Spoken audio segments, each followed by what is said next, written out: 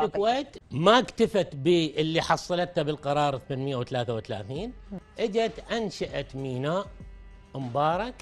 طبعا كملت التصاميم مالته 2008.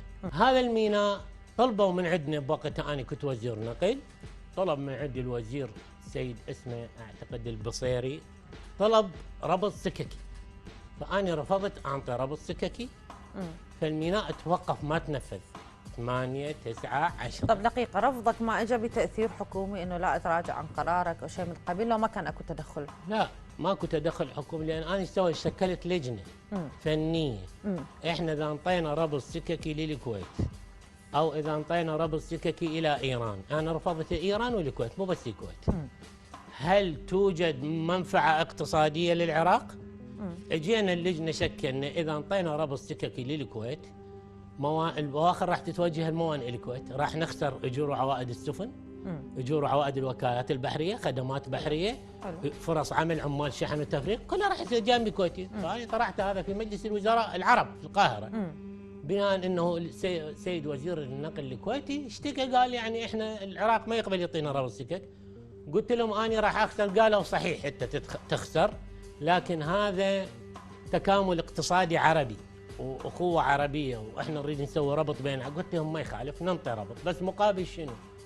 يعني مو انطي ببلاش اتحمل هذا الضرر. قالوا هذا كلام منطقي.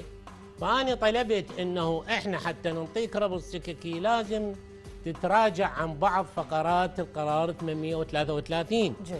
لان انا من ساعه ذكرت لك ان القرار 38 قرار اممي ملزم التنفيذ، في حاله واحده نقدر نلغيه او نغيره او نعدله، في حاله واحده اللي هو الفيتو القانوني، الحلول الرضائيه.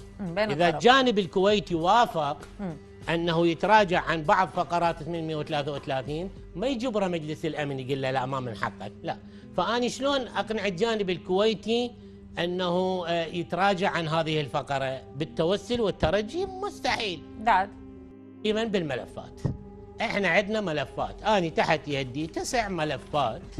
العراق ممكن ان يفتحها على الجانب الكويتي، لكن حقيقه اني اراقب الوضع الحكومي.